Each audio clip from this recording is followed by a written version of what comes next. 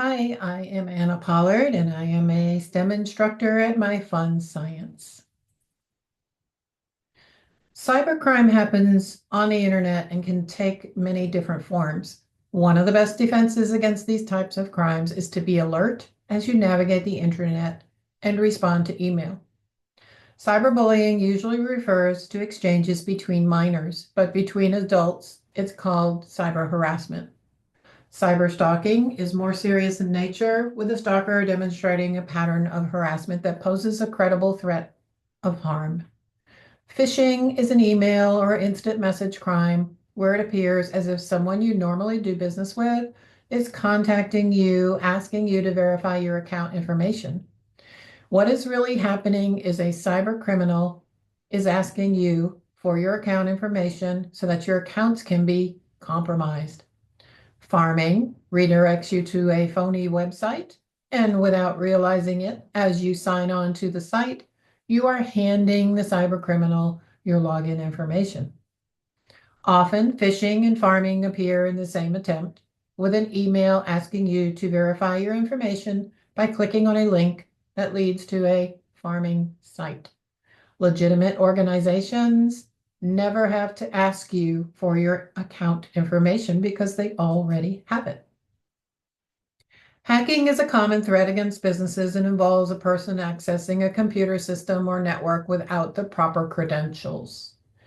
Not all hackers are criminals. Depending on their motivation and the results of their hacking, white hat hackers are actually paid to hack into computers to expose vulnerabilities that the system administrators can then address.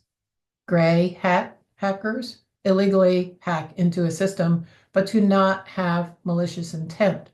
The black hat hacker is dangerous with the intent to disrupt business or steal corporate assets.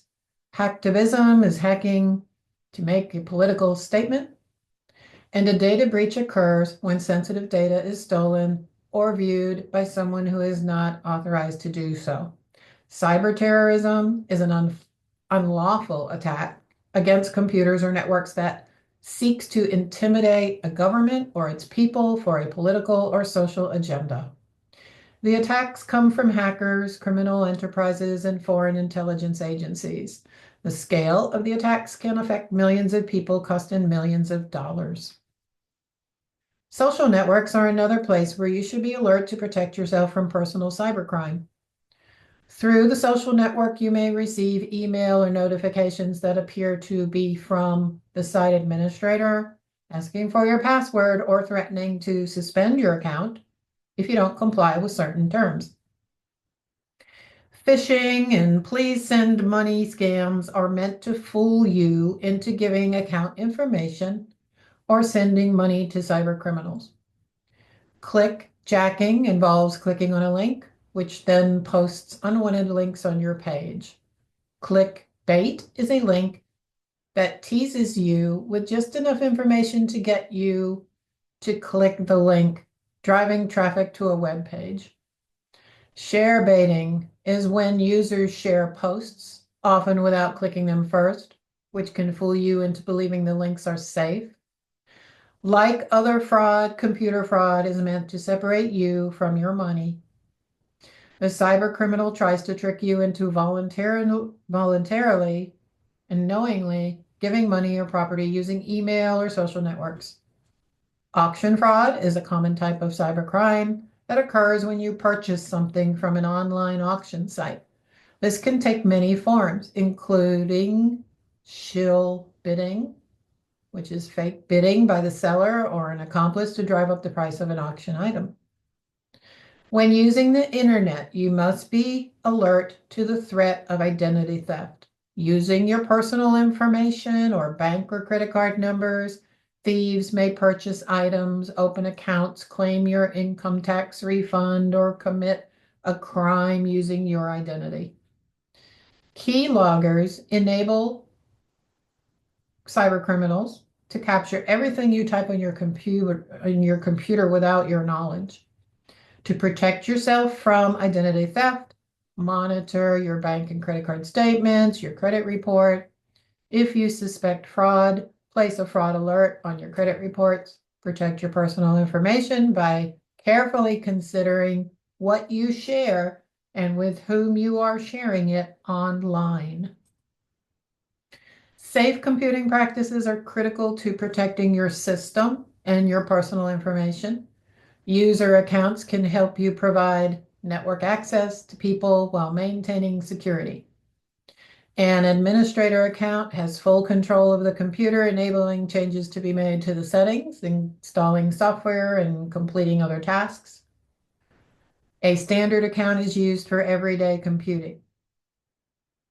User account control on a Windows computer will notify you prior to making changes to your computer, which helps protect your computer against malware. Do not turn off this feature and always read the messages in the user account control box before you click yes. Selecting and using passwords effectively are an important way to protect your computer and personal information. Simple passwords such as 1234 or common identifying information like your birthday and your pet names are not safe for protecting important accounts holding personal information. Using an easy-to-guess password is like locking the door but leaving the key in the lock. Weak passwords can quickly be broken by computer hackers, but it's impossible to remember a unique, strong password for every account. Strong passwords should be set up using at least 8 characters with a mix of uppercase and lowercase letters, at least one number, and if possible, a special character like a exclamation point or a hashtag. Do not use words found in the dictionary or anything personally identifiable. Do not write down your password. Security questions is an added form of a password. They ask for answers to specific questions, but be careful to select answers that are unexpected. It's important to use different passwords for different accounts as well, so that if one account is compromised, it's not going to cause other accounts to also fall victim.